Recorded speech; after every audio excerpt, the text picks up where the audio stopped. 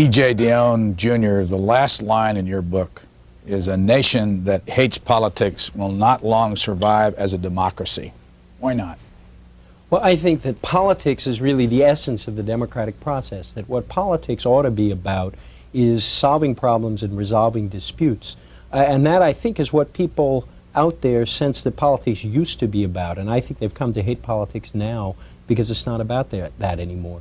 I think people have a sense that they're supposed to want to be part of the process, but they don't feel that this particular process is the one they want to be part of. How do you know they hate politics? Well, a couple of ways one can know. One, obviously, is the opinion polls, which have shown a persistent decline in confidence in government or in political campaigns or in what is said in them. In the 1988 campaign, got the worst rating from the voters themselves in terms of being boring, in terms of being nasty, and all of that. And then the other measure, obviously, is that fewer and fewer people are going to the polls. That our turnout the last time, and a statistic often repeated on C-SPAN, was the lowest turnout that we had since 1924. So that something is happening out there that is making an awful lot of Americans flee from the political process. In your acknowledgement, you say at the end of this very long list of people that you wanted to thank, the one person I find impossible to thank is Mary Boyle. Who is she? She's my fiancée, and she came up with the title of the book. We were actually taking her mom out to dinner. Her mom was visiting us down here, and I had been racking my brain for a subtitle. This was originally the subtitle, and I couldn't figure it out, and we were in a car, and I was talking and talking. She said, "What do you think the book is about?" And I was going on, and she finally said, "Why Americans Hate Politics," and that was it. And then Simon & Schuster liked the subtitle so much, they said, "Why don't you make it the title?" And I said, "Sure." Has it gotten the attention of people because it's so strong? I think the title has helped a lot. I think the title has helped because there are an awful lot of, first of all, talk shows all across America whose hosts, for one reason or another, hate the way politics is going, and whose listeners hate the way politics is going. And so it's been a good way to open up a discussion of the whole book. So I like the title a lot. The 1988 campaign left Americans with ashes in their mouth over the state of their political process. It had been a brutish, backward-looking, decisive campaign. Most of the issues America really cared about had gone largely undiscussed. And finally, the future had gone undebated. Our politics was still trapped in the past, and the voters hated what they saw. Again, how do you know? Well, I think, again, I would just point to all the polling evidence. I think that the reason the 1988 campaign was so unsatisfactory to people is, first of all, if you looked at what the country faced after George Bush became president, the collapse of communism, the problems in the Middle East, the savings and loan crisis, just to pick three issues, those were among the most important issues we faced since that campaign. They went largely undiscussed in 1988.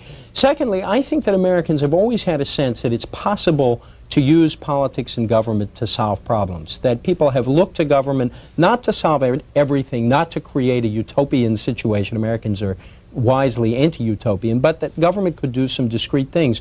We didn't really talk very much in 1988 about what government might be able to do to make the way of the average middle-class person a little easier.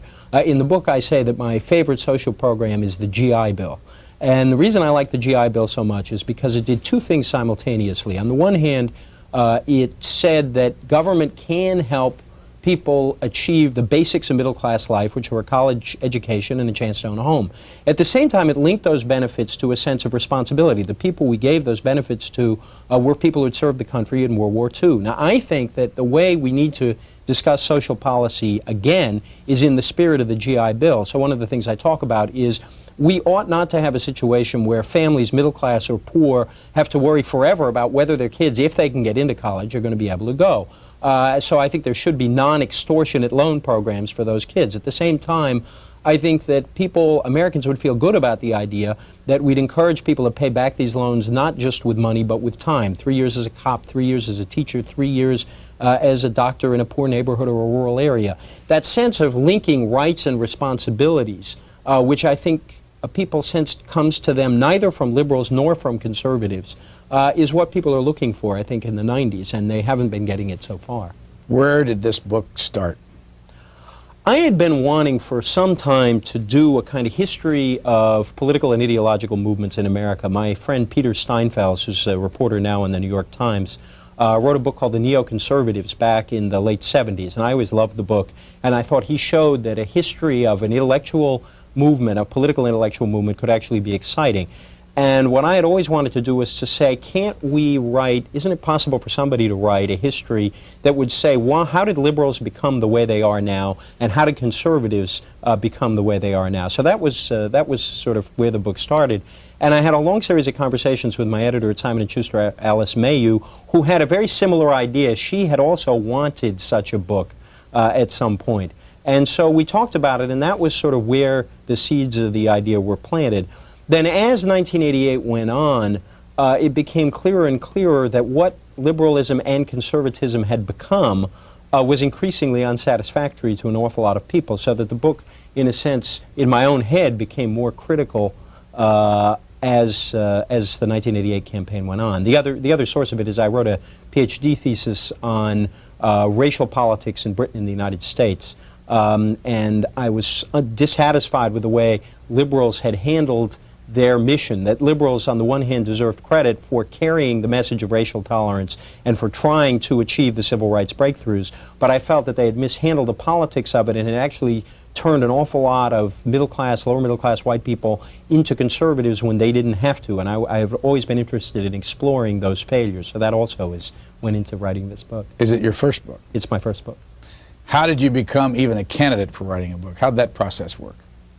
I don't know. I think it was essentially I had been writing for the New York Times for 14 years and had been writing for magazines like Commonweal and the New Republic here and there, and had you know, and had a sort of a whole circle like all of us do of political friends, people you talk about politics with, and Alice Mayhew at Simon & Schuster was one of those friends whom I'd been talking to about politics long before I ever thought of writing a book. So I think it sort of came out of these other things I had done. I had done a lot of work on the Vatican when I was in Rome for the New York Times, and actually the first book idea that came my way was a book about the Catholic Church, which someday I would like to do. But that's sort of partly how I got into thinking about this. Do you have a contract, say, to write more than one book?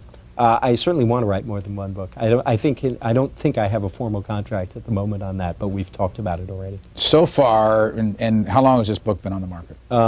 Actually, the first time it appeared in a bookstore was on my late father's birthday, which was May 2nd. It was actually, the publication date was the end of May. What's the most satisfying thing that's happened since this book came out for you? I think it's just watching people actually debate it. I mean, when you put a book out there, as you know from all the folks you've talked to, you have absolutely no idea how it's going to be received. And so obviously the reviews have been very, very gratifying. People have been very generous. I joke that people have tended more to read their own politics into the book than not, so I have not been at all maligned, but often aligned. And that's been an interesting process. But I guess it's the notion that at least some people who are directly involved in the political debate, either in politics directly or among my colleagues, have sort of picked up on some of the ideas and run with them and started arguing about them. On a recent C-SPAN show, Governor Clinton was quoting the book, and other people have been out there. And so the notion that somehow I might contribute something to the political debate is probably the most satisfying thing about it. There's an obscure line, I'm sure this individual's not obscure, in the book that I tried to find somewhere else in the book where you would go back to further explain this, and I didn't find it. Help me. You thank your wife-to-be for introducing you to a Cass Sunstein, or Sunstein's ideas about civic republicanism. Who is that person? Cass Sunstein is a very bright man who teaches at the University of Chicago. He teaches in the law school.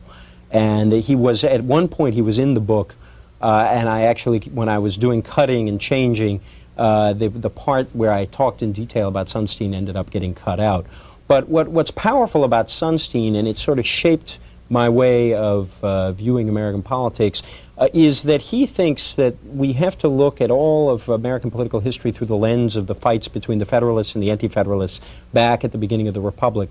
And Sunstein views the most useful organizing idea as an alternative to kind of free market capitalism, civic republicanism. It's not socialism. It's not about government ownership of everything, but it implies that there can be a kind of common good in politics, and that what politics is about is not only competing interests fighting each other in order to have one triumph over another, it's also something in the old town meeting sense of democracy where people of different points of view and with different interests sit down and try to reason their way not only toward a result, but toward a result that in some way would represent the common interest and the common good.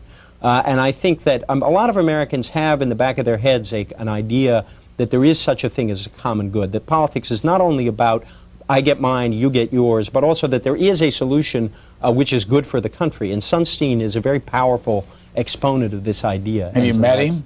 I've talked to him on the telephone, actually. I've interviewed him a few times for the Post. I've quoted him a few times and read him whenever I see him or his writing anywhere. You also thank the people who created the metro system here in Washington. Why? Because that's where I met Mary Boyle on an Easter Sunday afternoon. Just waiting for the subway? We were on the subway there it's a very, very long escalator, and so we were just on the escalator. It was Easter Sunday, and actually I was going into the New York Times to finish the piece I wrote about Gary Hart. I always tell people I'm the guy whom Gary Hart said follow me around and didn't. To whom Gary Hart said follow me around and didn't. And I was on my way to finish that, and Mary had just come back from seeing her family and had checked on a friend's house. He had been out of town, and so we met on the escalator. Who is she? Mary was worked on the Hill. She worked actually for the Asia Subcommittee, which is chaired by Steve Solars, and she went back to law school about 3 years ago. And in fact, I wrote the book. Most of this book was written out in Charlottesville. She was at the University of Virginia, and I found a little cottage on a wonderful farm with a nice family, 3 dogs, and a horse named Hank. And I sort of sat out there about 50 miles out of Charlottesville writing the book while she was finishing up in law school. One of the things that you gather from both the book and also in the back where the notes and you refer back to where you got a lot of this, is there are lots and lots of people who write theory for a living that you quote and you go to, and it would be helpful to get a better understanding of who your favorites are. And I can name them, but before I name some of these people in the back, tell me who you like to read the most on political theory. Well, I suppose in some ways, my very favorite is a man named Michael Walzer, whom I took actually I took 2 courses from in college, one a sort of straight political theory course, and he wrote a book with the wonderful subtitle, Reflections of an Unreconstructed Democrat, small d. And I think he has a really good sense of what democracy is supposed to be about. He's also one of the authors of one of my favorite lines about why people flee from political participation. He cites a passage in Marx where Marx talked about the man who would hunt in the morning and fish in the afternoon and criticize in the evening. And Walzer points out that before he got to hunt, he'd probably have to go to a meeting of the Hunters Collective, and then he'd have to go to a meeting of the Fishermen's Union, and by the time he was finished with all this, he'd be tired of doing anything. And Walzer went on to quote Oscar Wilde, who said that the problem with socialism is that it would require too many evenings. And I think the same can be said of democracy, that the problem with democracy for a lot of people is that it requires too many evenings. So Walzer would be one. There is an obscure essay that I quote in the book, which I think is still a brilliant essay on libertarianism, the people on the right who are against government all across the board, whether in the bedroom or regulating the market, named Jeff Riggenbach. And he wrote a wonderful essay, which I'd love to see anthologized somewhere, called In Praise of Decadence. And I think what Riggenbach understood that few others have is that the 60s were not simply a move left. We think of the new left in the 60s as being associated with socialism and Viet Cong flags and all that. But what Riggenbach understood earlier than most is that an awful lot of the rebellion that went on in the 1960s was against authority of all kinds, and that there was a leave us alone quality to the 1960s. A friend of mine likes to say that it was not surprising that the counterculture became the over-the-counter culture. And I think he understood that. There are a lot of other people I cite in the book whom I could go on to Who quote, is, Mike. by the way, because I think you see Jeff Riggenbach from time to time in USA Today doing That's right. He's a libertarian writer. He's been an editorial writer. He used to be an editor of a magazine called the Libertarian Review, which came out in the late 70s and early 80s. I think it ended somewhere in the 1980s. He lives on the West Coast. He's basically a libertarian polemicist and a very bright, very funny man. And then you have another libertarian that wrote in Ramparts magazine an article. Murray Rothbard, who's a very important figure, I think, he's a very important figure in intellectual circles in where the right ended up. Murray Rothbard was an old Taft Republican who basically discovered the New Left in the 1960s as potential allies. He was on the same line as Riggenbach, and he wrote an article in Ramparts in which he said something like, "I am what I have always been, a Taft Republican. I don't believe in intervention abroad. I believe in free markets. I believe in black power," he said. "I used to be thought of as a reactionary, and now I'm thought of as a radical, and I haven't changed my views a bit," he said. Robert Taft, former senator from Ohio and a candidate for president. In what year? Well, Taft tried to get the Republican nomination in 1940, 44, and 48, and 52. And I'm sorry? Played a role in your family. Right. My dad was an ardent Taft Republican. And Taft in our household was kind of like Adlai Stevenson was in a lot of liberal households. But it meant my dad's politics were interesting because, you know, he was a veteran. He was in the Army all during World War II, but he basically mistrusted government across the board, which meant he didn't like foreign intervention very much either. So he was a fairly early opponent of the Vietnam War as a conservative Republican, and it was for him very consistent. Is there somebody today that would be called a Taft Republican in politics? It's hard to say. I think Tom Campbell, who's running for the Senate in California as a Republican, in some ways represents that tradition because he is anti-interventionist in foreign policy. He's fairly tolerant, liberal on social issues, and he's quite against government intervention in the marketplace. So Campbell might be, oddly enough, he's viewed as a moderate now because of this mix of views, but in some ways he could, I think he has some loyalty to that tradition. Where'd you grow up?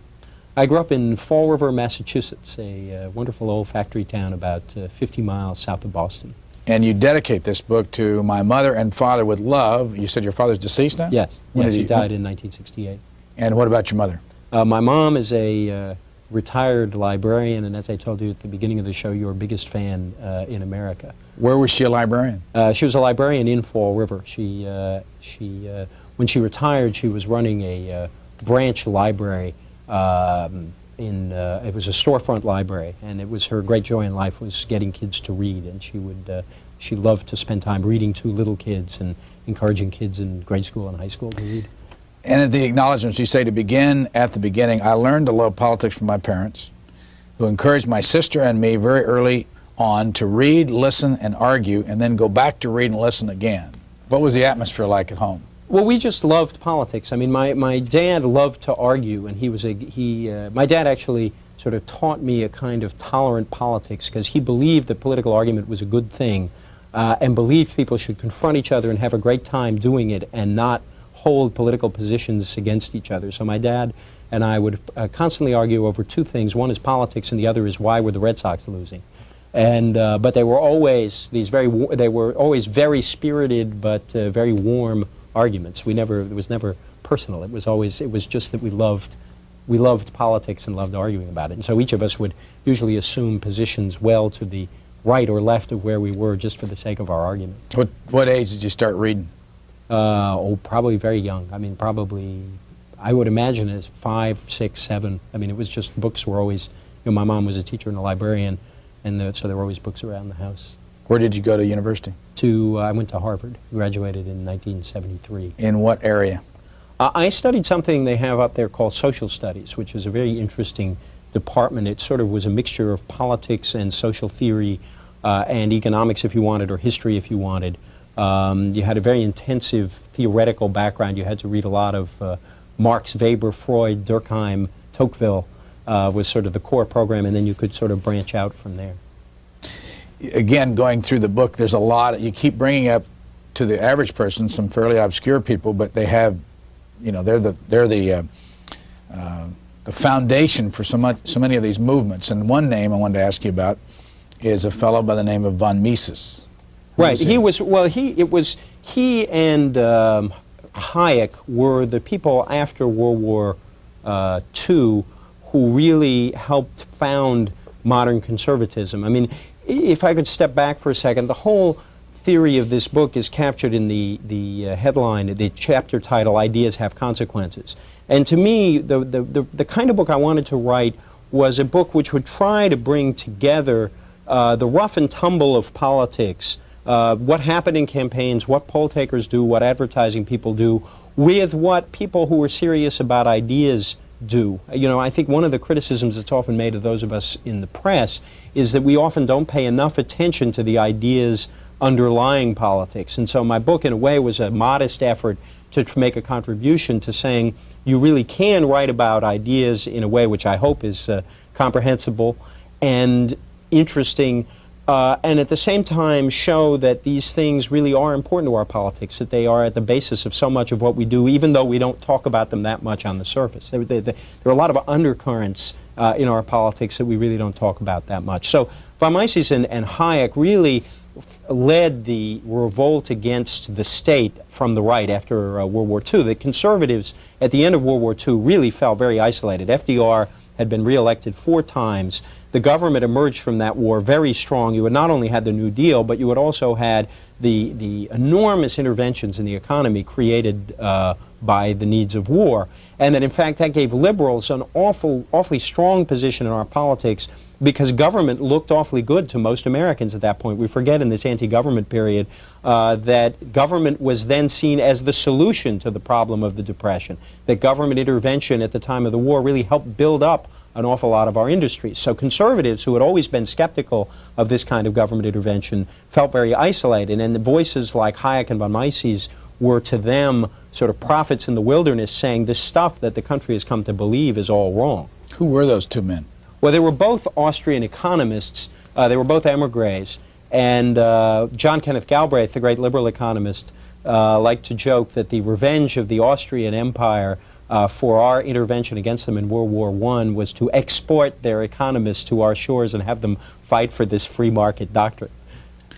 There's a chapter here, or at least a subhead here, on libertarianism, and because there's a group that we cover all the time, I wanted to see if we could get to the basis of where they came from, the Cato Institute. Right, and the Cato is a very interesting operation. I mean, what happened to the American right back in the 1950s, and William F. Buckley Jr. is somebody who plays a very big role in this book, and that really conservatism was founded by trying to bring together 2 political tendencies into, under the same umbrella. Essentially, libertarians who are people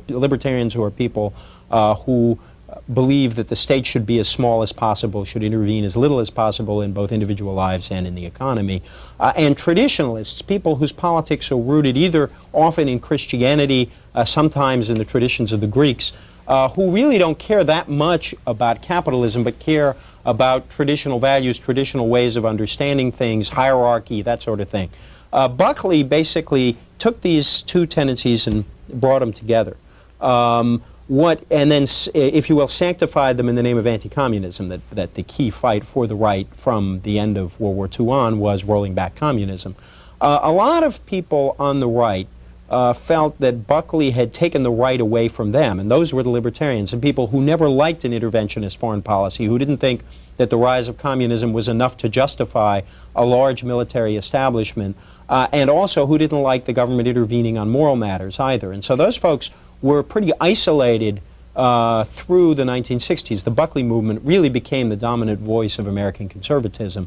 And they went off finally and founded their own political party, the Libertarian Party, in 1972. I guess they ran their first campaign, and actually their candidate, John Hosper's, got 1 electoral vote from a dissident Nixon elector.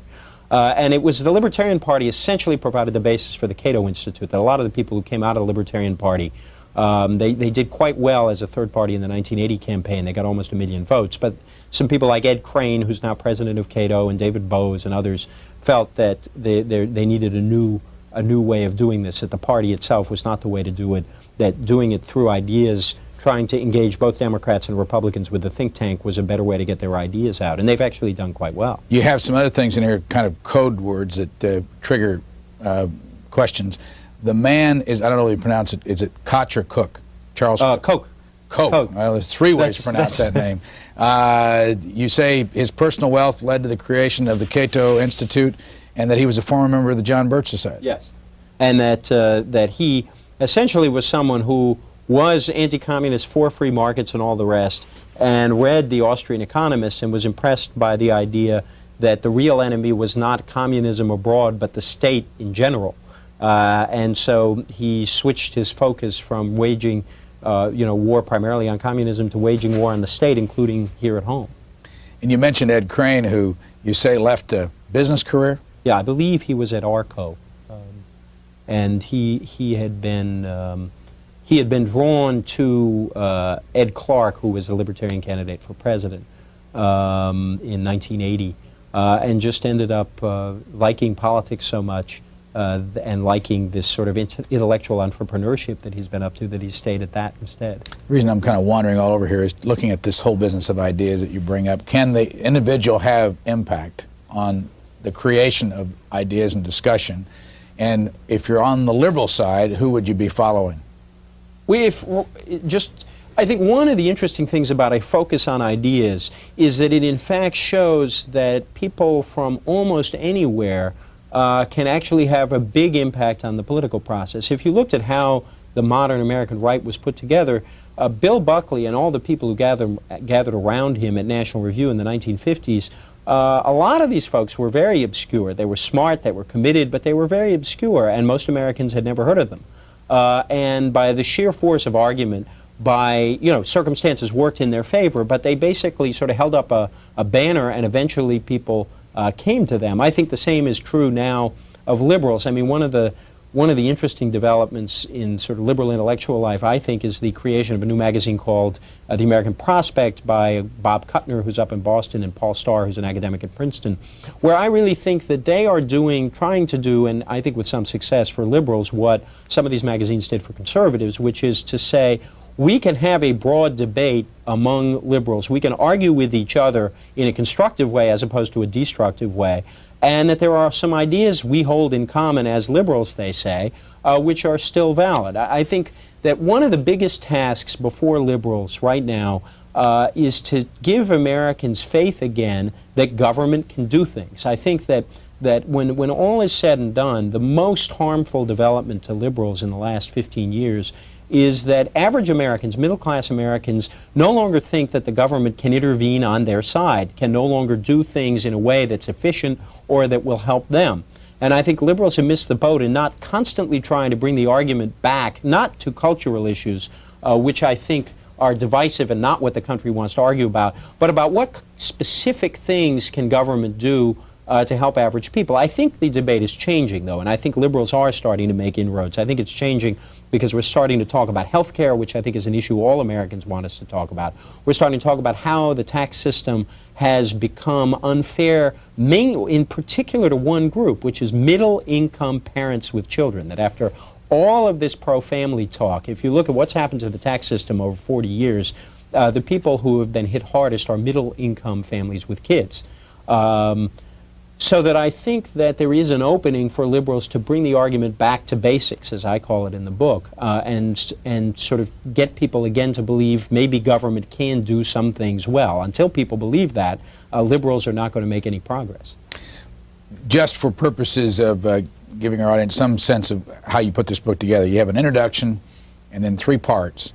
And the introduction is Living in the Past, How Liberals and Conservatives Are Failing America. Both are failing America? Right. Well, the basic argument of the book is that liberals and conservatives are casting problems as a series of false choices. That, for example, most Americans don't think you have to choose between being for equality between the genders or being for the family. Most Americans are for both. The example I use a lot in talking about the book and that I use in the course of writing the book is what happens to the person in a family who in our society is usually the woman, who takes time off from work for a few years to raise kids. That's something we're supposed to be for in this society, people being good parents. Yet when that person returns to work, she will usually find her chances of promotion are less than someone else's. Now, is it pro-family or pro-feminist to say that's unfair? Well, I think it's both pro-family and pro-feminist. I don't think most Americans care what you call it. They would like to do something about that.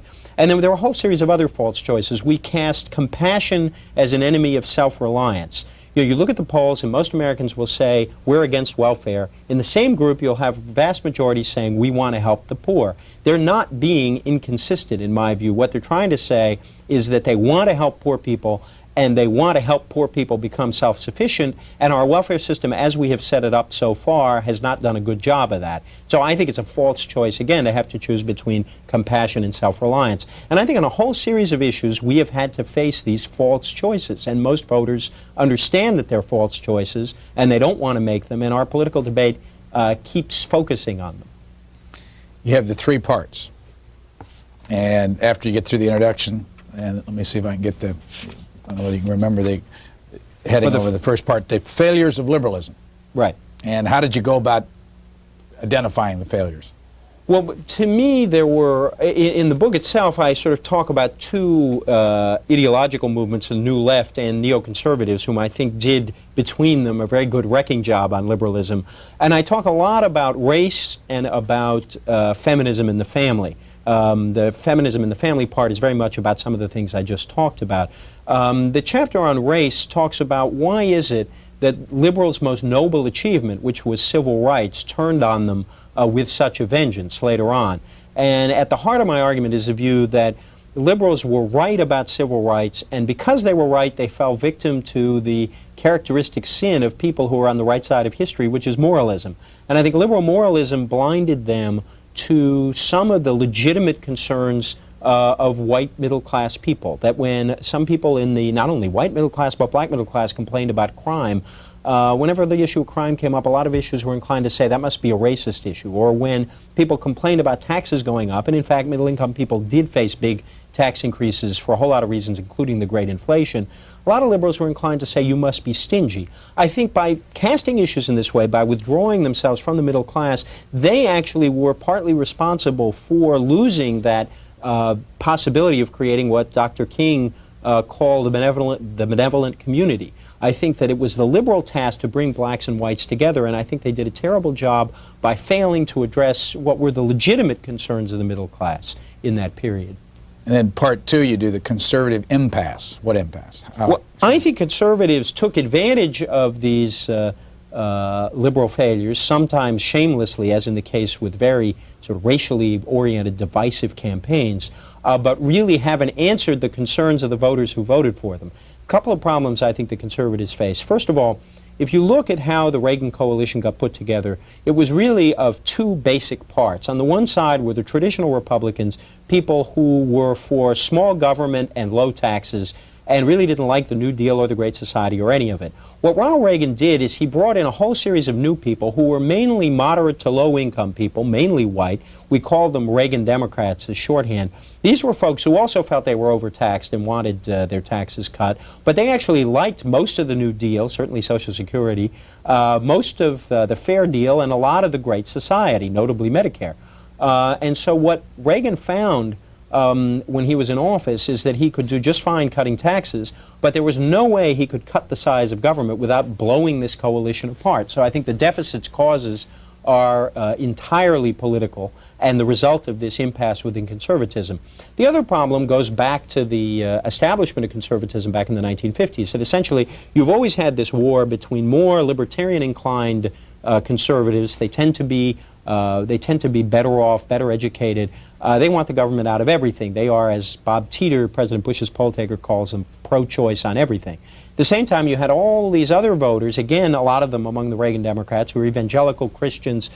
They were unhappy about the moral course that the country was on. They really liked it when Ronald Reagan talked about family, work, and neighborhood. These two constituencies are totally at odds with each other also, which is one reason why so many Republicans hate to hear the word abortion come up at all, because abortion has the potential of just blowing those two constituencies apart. And I think that's why President Bush could face some real problems if the Supreme Court in 1992 threw out Roe v. Wade. And finally, part three is curing the mischiefs of ideology. What's mischievous about ideologues? Well, what I think there's something specifically mischievous about the kind of ideological debate we've had. I really think that we are, all of us, left and right, kind of stuck in the 1960s. That we have so many arguments that were rooted in those old arguments around race and sexuality and gender equality and all that sort of thing, when most of us have really made our peace with those issues, and we've actually learned from each other in the course of this debate. I think one of the things I try to get back to in the book is that democratic countries don't have political debates for 30 years for the purpose of staying in the same place they were when they started. We've learned a lot of things. I think a lot of conservatives are more liberal on racial issues than they were 30 years ago. They are certain the word sexism is used not only on the left but on the right. I mean, all of us have changed a lot in 30 years. At the same time, I think a lot of liberals understand now that certain things that were called traditional values are in fact functional, that the two-parent intact family is a much more important institution than we realized, and that shoring it up is a legitimate, and helping out two-parent families is a legitimate goal of government. I think that we've learned from each other, and when I talk about curing the mischiefs of ideology, really what I'm talking about is, isn't it possible for liberals and conservatives to settle some of these issues and move on? And that's what I'm hoping, if I'm lucky, that the book might contribute to, that we can actually learn some things from this debate. Do you think there'll ever be a book that you could write that would ask the question or make the statement, why Americans love politics? I hope so. I mean, I think that to some degree one will never be able to write that book in America, and for good reason. We have a long history of being mistrustful of centralized power. We worry about the state accumulating too much power. We are all, to some degree, profound individualists. And that's, in a lot of ways, that's a very good part of our character. So we'll always have a certain mistrust of politics. But I certainly hope I could write a book saying why Americans like politics a lot better than they used to. It would be a terrible title, but that would be the theme. Do you consider yourself a centrist? I sort of play with the titles for myself. Sometimes I like to say I represent the radical center, radical in the sense that I believe in change. Sometimes I think of myself as a kind of pragmatic liberal, and every once in a while I'll call myself a bleeding heart conservative, that wonderful term coined by Jack Kemp.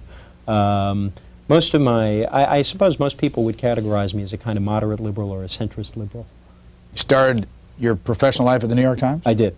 How'd you get a job there? Actually, I was hired to help set up what we at the Times used to call the New York Times CBS poll, or what they call at CBS, the CBS New York Times poll. What had happened is that when I was in college, some friends of mine, including Bill Schneider, who's appeared on C-SPAN quite a lot, who's now working with CNN and also writes a column for the LA Times. But Bill was a professor at Harvard, and he and another professor named Gary Orn and an old friend named Rick Weil and I, Rick and I were both undergraduates, reanalyzed all the polls that the Times had done with Time magazine in the 1972 election. And one of we were doing it for academic purposes, but we were also doing it to sort of talk to them about what they might do. And what we suggested is they start their own poll. In the meantime, I was at Oxford in graduate school and worked sort of off and on for the Paris Bureau. Growing up as a French-Canadian in New England, I spoke French before I spoke English, so I always had French back there. And so I was kind of a stringer in the Paris Bureau. And finally, the Times decided that it would be a good idea to start its own poll, but they did it with CBS, and so I was hired to help get that thing set up. You give a lot of people credit in the back for helping start your career, including Bob Kaiser, yes, who did a book notes here a couple of weeks ago. And you say that Bob Kaiser, who persuaded me it would be a good idea to come over and is a man of his word and lots of good ideas. What do you mean by all that? Come over where? Well, come over, I went to, in the fall of 1989, I decided to go over to the Post, and Bob was the main person who set that up. Bob and an old friend named Dave Ignatius, who's a foreign editor, who actually has a good thriller out on the market right now.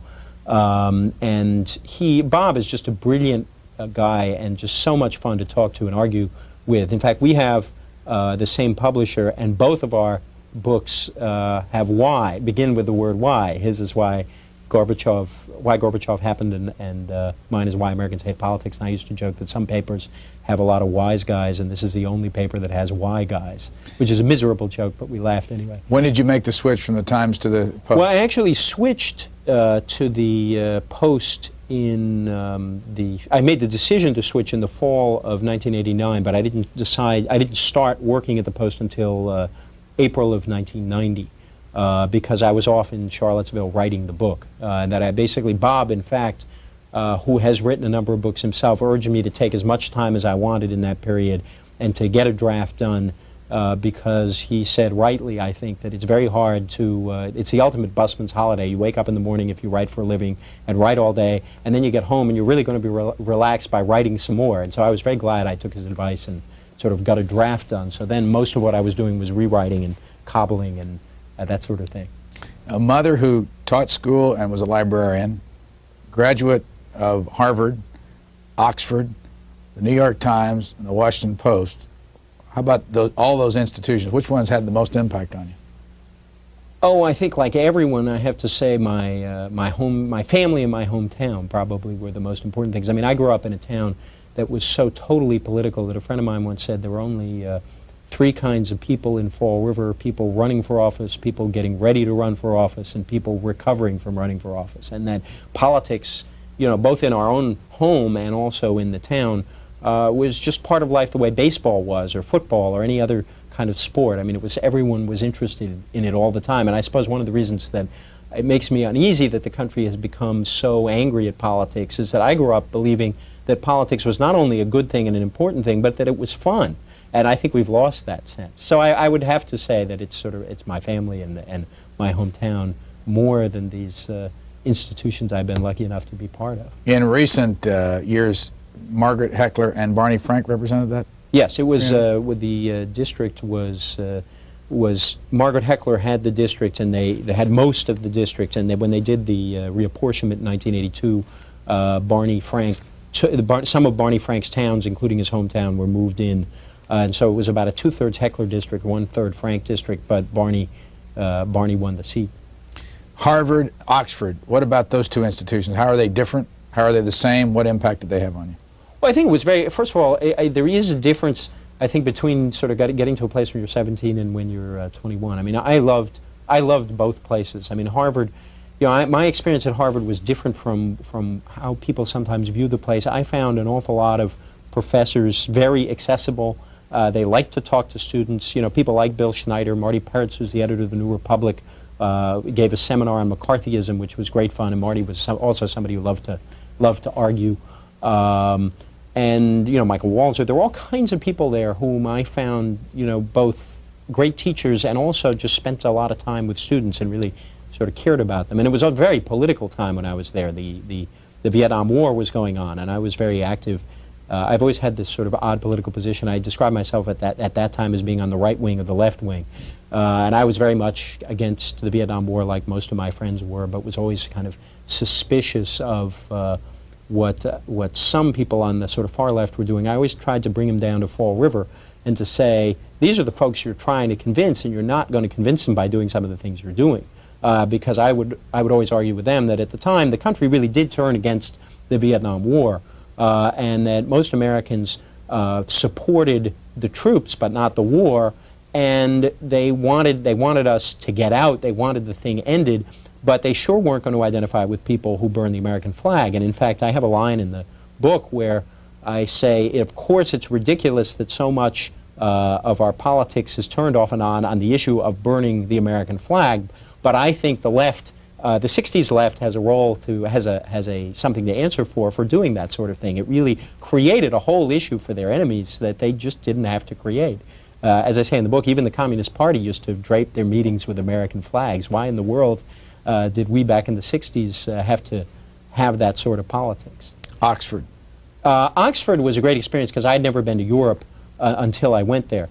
And a lot of what I did when I was at Oxford, I used the occasion to really discover Europe. And I worked, as I say, I worked in the Paris bureau. I traveled in the Middle East. I traveled pretty much all over Europe and all over England. In fact, I was, at the time I was there were not only 2 general elections, but also a referendum on whether Britain should stay in the common market. And basically during the elections, a friend named Bud Shepard and I just took off from Oxford and became political tourists around the country and just went all over the country visiting different kinds of constituencies.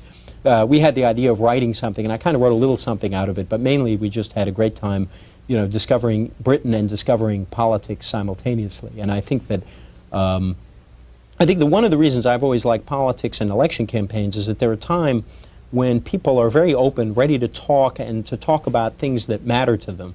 And that one of the things we discovered traveling around is that politics was a great way into into all kinds of things, that you could use the fact that an election was going on to talk to people about all kinds of issues, including personal issues and the like. So we had a great time wandering around, and so that's the most important thing. I finally finished my PhD thesis after I left, so many years later. In fact, the first acknowledgement in my PhD thesis is to the Pressmen's Union of the New York Times for going on strike back in 1978, I guess that was, and that's when I sort of sat down and said, I've got this time, let me see if I can sort of put this thesis together, and so that's when I started it. And then the New York Times, 14 years? Yes. Yes. What's the difference between the New York Times and the Washington Post? You know, everybody asks me that, and I think it's going to take me about 10 years before I come up with a really good answer. I mean, the first thing I always say is that in some ways the two papers are more alike than anyone would think, or that either of them would think. I mean, they're both serious, good papers. They're both very competitive papers. They're both very concerned with what each other has the next morning and what other papers have the next morning. The difference that I can see, and I think some of this comes from having come in later on in my career, the Post is partly almost an academic institution. I once told Ben Bradley, who's now retiring as executive editor, that the Post should rename itself the Washington Post Institute, because there are so many books kind of pouring out of the Washington Post these days. You would think that it's an academic institution, and they're very, at least for me so far, having been there such a short time, they're very impressive about giving people time to do books, to talk about books, and they really like the idea. And so I think the Post is particularly encouraging of people to do that sort of thing. You have a quote up front in the book by Václav Havel to the United States Congress. Let me read it. As long as people are people, democracy, in the full sense of the word, will always be no more than an ideal. One may approach it as one would the horizon in ways that may be better or worse, but it can never be fully attained. In this sense, you two are merely approaching democracy. How did you discover that quote? I've seen some, I somehow knew in my gut that I wanted Havel at the beginning of the book, because I am like, I think, an awful lot of people throughout the West in having an enormous admiration for Havel as a person of real integrity and as a person who understands paradox. I mean, if there are two words that appear in this book more often than any others, other than perhaps the word politics, it's the words irony and paradox. And I think that Havel has a good sense of how the struggle for freedom and the struggle for democracy involves, you know, sort of a lot of steps forward and a lot of steps back. He has a very good view of human nature. I don't think he's definitely not a utopian. He doesn't believe that we will create sort of a new heaven and a new earth tomorrow morning. And one of the reasons I liked that quote so much is because it suggested that to believe in democracy is not to believe that you will create a perfect state any time in the short term. Democracy is really a process through which you constantly try to approximate a better society, a good society, and that is a constant struggle, and that if you are a small d Democrat, you tend to be suspicious of absolutes. You tend to be suspicious of people who say that equality always matters more than liberty, or that community always matters more than equality, and so on. You tend to accept the fact that what you're trying to do always in a free society is juggle different goods, and that at different points, at different times, one good may be more important than the other good. But by accepting that all these things are good things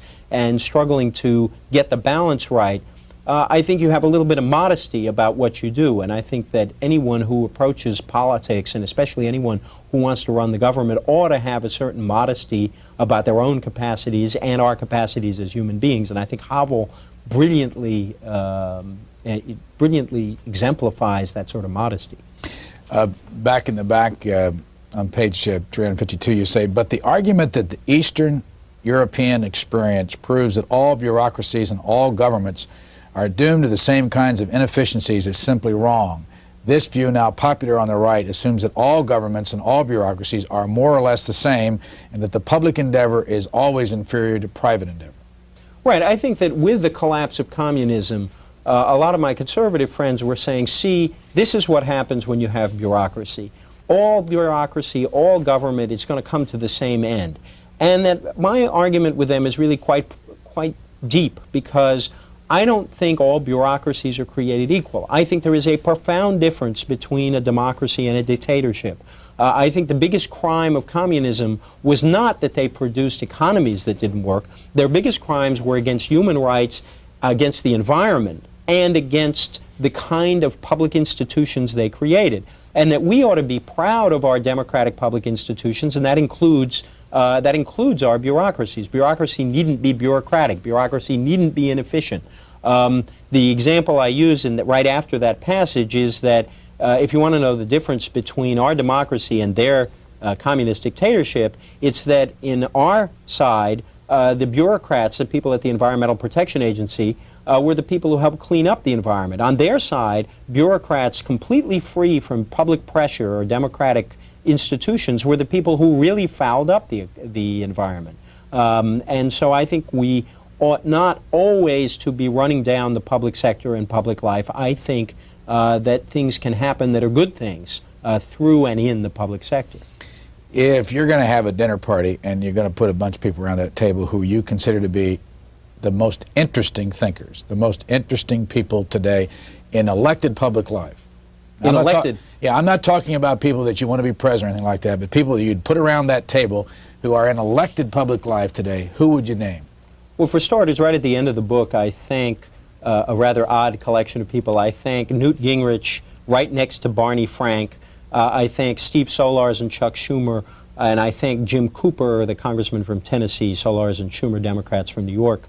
I think among the other people I might add to that table would be David Price, Democratic congressman from North Carolina, Paul Henry, a Republican congressman from Michigan, Vin Weber, a Republican congressman from Minnesota, Chris Cox, who's a very conservative Republican from California, is very interesting.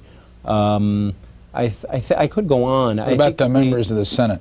Members of the Senate, well, I've always found Al Gore to be a very interesting person to talk to. I've always found him much more at ease off the record than on the record, more than almost any other politician I've ever run into. He can be very funny when he speaks off the record, and he's very formal when he's on the record. I think Gore is an interesting man. Who else would I put in that category? You put me.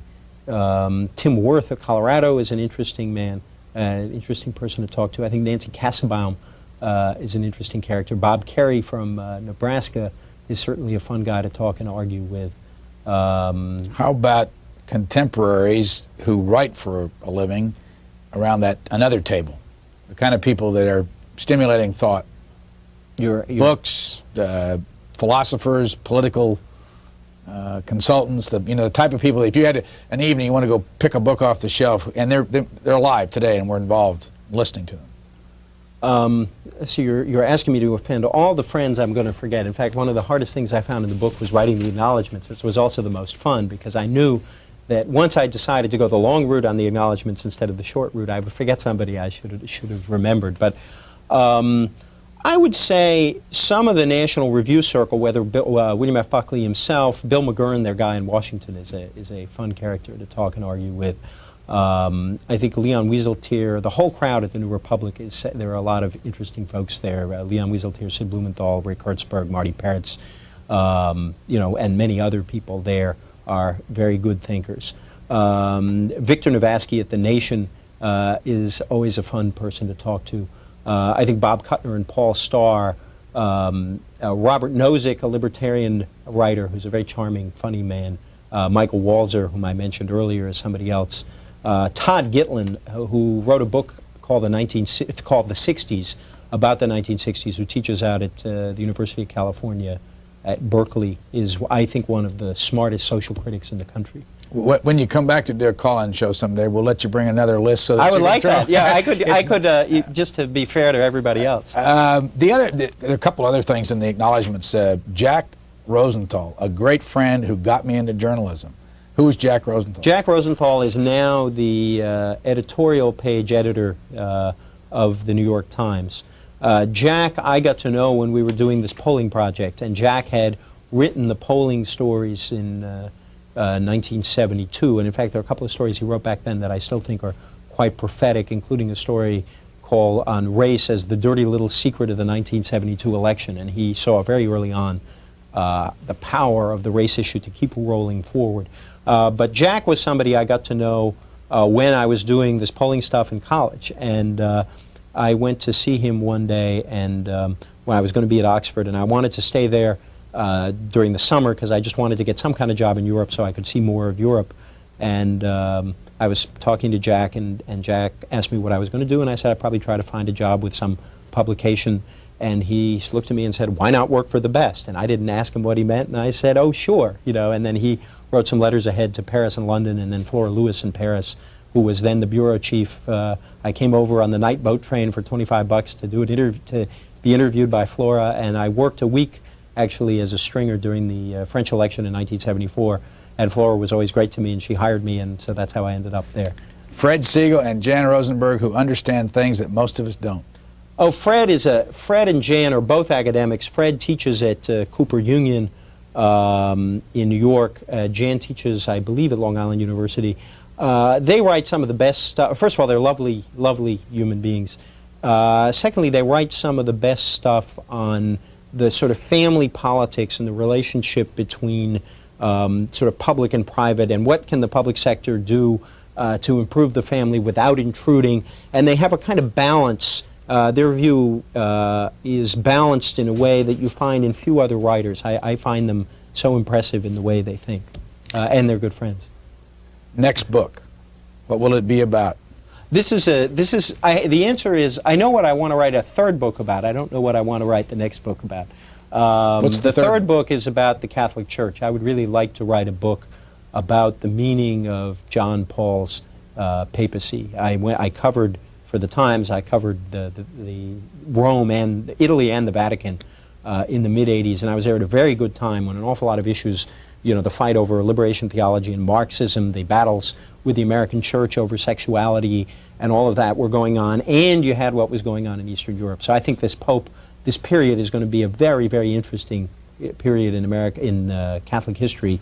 We're going to see it that way for a long time to come. So that's something I'd like to write a book on. I would like to write another political book, and I haven't exactly figured out what the focus is going to be. I think what I'll discover is there are an awful lot of, all the questions I left unanswered here, I will try to take on in the next one.